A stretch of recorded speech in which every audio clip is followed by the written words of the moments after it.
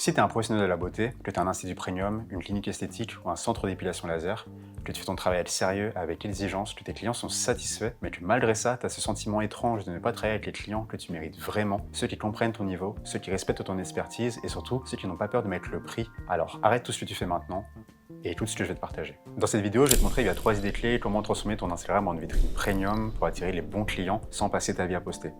On va voir ensemble qu'est-ce qui bloque, le système que je préconise, et enfin, comment attirer uniquement les clients qui sont alignés. C'est le système qui te manque pour que ton Instagram arrête littéralement de te faire perdre des clients. Je ne vais pas te parler de tips pour remplir ton agenda, ni des nouvelles tendances Instagram, ni te dire de poster tous les jours. Parce que la vérité, c'est que ces conseils ne règlent jamais le problème.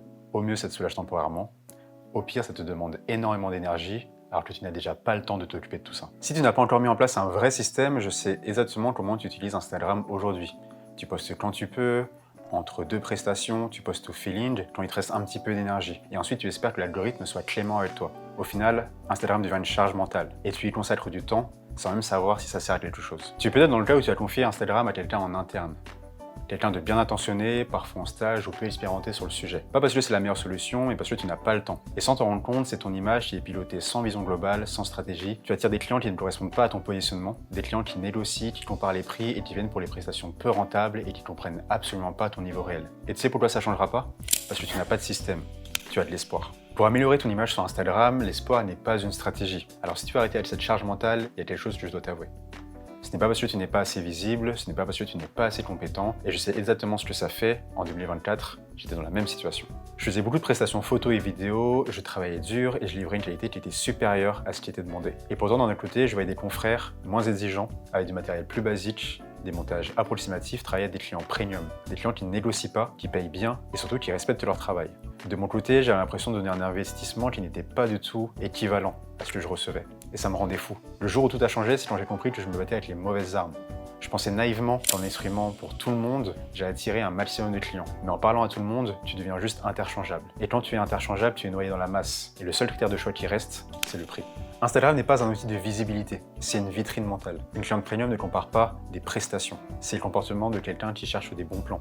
Une cliente premium va comparer des univers, une réputation, elle se projette. Et très souvent, ce choix se fait même avant le premier contact. Imagine deux salons, même ville, même machine. Celui qui a une image claire sera perçu comme l'expert. L'autre devra prouver qu'il est à la hauteur. Ton contenu ne doit pas être un mégaphone pour parler au monde entier. Ça doit être un espace où la cliente se reconnaît, se projette et se sent en confiance. Un espace qu'il assume et qu'il est fier de montrer. À ce stade, retiens déjà ceci. Ce n'est pas la quantité de contenu qui importe, c'est la perception qu'il crée. Maintenant, on passe au système. Pour passer d'un Instagram qui est vécu comme une corvée à un Instagram qui est aligné avec ton niveau réel, il te faut un système en 5 étapes. Diagnostic. Il faut que tu mettes à plat et de façon honnête ton image actuelle. Cette étape peut faire mal, mais relate ton compte comme si c'était celui d'un inconnu. Il y a des éléments qui font cheap et c'est très important que tu puisses rapidement les identifier. Direction artistique.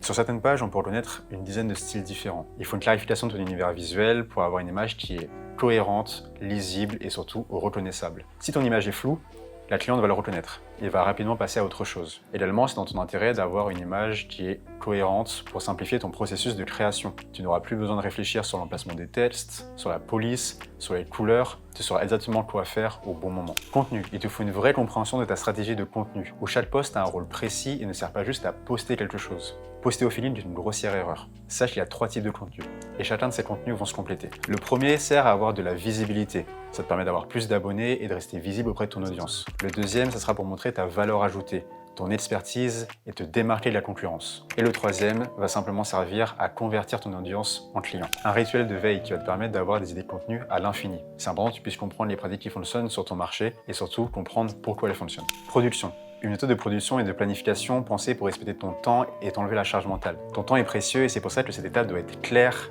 structurée et surtout adaptée à tes contraintes. Que ce soit par des routines régulières ou par des sessions de production en bloc, l'objectif est simple, produire sans y penser tous les jours. Pris séparément, ces éléments ne servent à rien, c'est leur cohérence qui change tout.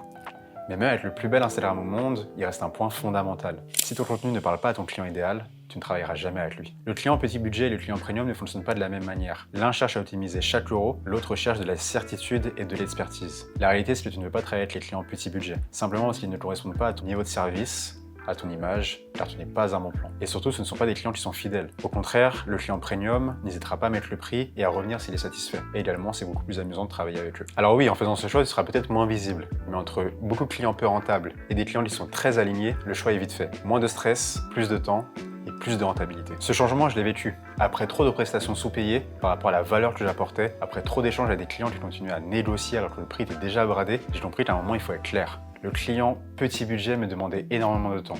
Il n'était pas fiable et surtout mettait beaucoup de temps à payer. J'ai donc identifié mon client premium et fait l'effort de le comprendre. Ses problématiques, ce qui le rassurait, et également comment je pouvais me différencier par rapport aux autres. J'ai banni de mon process tout ce qui était perçu comme facile ou rapide. J'ai arrêté de parler d'heures, j'ai commencé à parler de résultats. J'ai modifié tout ce qui attirait les clients à petit budget pour me concentrer sur les clients qui avaient plus de budget et que je pouvais accompagner sur le long terme. Aujourd'hui encore, je travaille avec peu de clients. C'est un choix. Je ne cherche pas à plaire à tout le monde, je cherche à être pertinent pour les bonnes personnes. Je fais ce parallèle car c'est un principe qui fonctionne dans tous les domaines et c'est une clé essentielle si tu veux attirer les personnes avec qui tu veux vraiment travailler. Si tu es ce professionnel qui a une image qui ne correspond pas à la qualité de son service, que tu sais que tu veux de l'or mais que tu manques de temps ou de clarté, je peux t'aider à mettre en place ce système et à créer pour toi cette image qui développera grandement ton business. Alors si tu veux plus voir Instagram comme un coût mais comme un investissement, clique sur le lien qui est juste en dessous. Tu rempliras un court formulaire. Si ton profil correspond, on développera ensemble un plan d'action pour atteindre tes objectifs. À ce stade, retiens ceci. Attirer les bonnes clientes ne suffit pas. Encore faut-il les amener à passer à l'action. À présent, tu sais comment structurer ton image, tu sais comment clarifier ton univers et tu sais quoi créer dans le contenu. Mais même avec tout ça, il reste un dernier pilier qui est fondamental, la conversion. Pas au sens marketing du terme, mais dans un sens très concret. Parce qu'aimer un compte et devenir cliente sont deux choses très différentes. Une personne peut adorer ton univers, trouver ton contenu très qualitatif et même se reconnaître dans ce que tu dis et pourtant ne jamais passer à l'action. Pourquoi? Parce que sur les réseaux sociaux, les gens sont passifs. Ils scrollent, ils consomment, ils apprécient, mais ils n'agissent pas spontanément. Et c'est là que beaucoup de professionnels se trompent. Ils pensent que si le contenu est de qualité, les clients viendront d'eux-mêmes. La réponse est non. La conversion est trop importante pour être laissée au hasard. Elle doit être pensée dès la création du contenu. Non pas pour vendre, non pas pour forcer, mais pour guider. Par exemple, quand tu indiques clairement quoi faire, répondre à une story, commenter un post, engager une interaction, les personnes le font. Non pas pour acheter, mais pour rentrer en contact. C'est exactement là que tout commence. Tu n'insistes pas, tu n'argumentes pas, tu échanges. Tu cherches à comprendre le besoin et tu cherches à voir si c'est la bonne personne pour toi. Et seulement à ce moment-là, tu proposes une solution cohérente. Si c'est bien fait, tu n'as même pas l'impression de vendre. Tu ouvres juste une porte. Et les bonnes personnes vont naturellement rentrer dedans. Si je devais résumer cette vidéo en 3 phrases, ce seraient les suivantes. Sans contenu, personne ne te connaît. Sans ciblage, tu attires les mauvaises personnes. Et sans conversion, ton Instagram est une vitrine sans porte d'entrée. Ce système fonctionne quand tout est aligné. Et maintenant, tu sais pourquoi ça a bloqué juste ici. Et surtout, tu sais quoi faire pour corriger ça. Mais avant de terminer, laisse-moi te prévenir d'une chose. Comprendre un système et savoir le piloter sont deux choses très différentes. La théorie ne fonctionne que si on arrive à la mettre en pratique par rapport à son contexte, son service et le temps dont on dispose. C'est pour ça que j'accompagne les professionnels de la beauté. Non pas pour leur expliquer comment faire, mais pour mettre en place ce système pour eux dans leur réalité et leur faire gagner du temps. Je travaille avec peu de clients car j'aime investir pleinement dans chaque projet.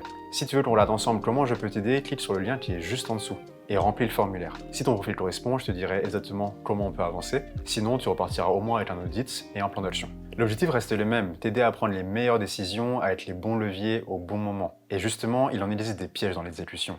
Et d'autres leviers importants comme le SEO local et les fiches d'établissement Google que j'aborderai dans une prochaine vidéo.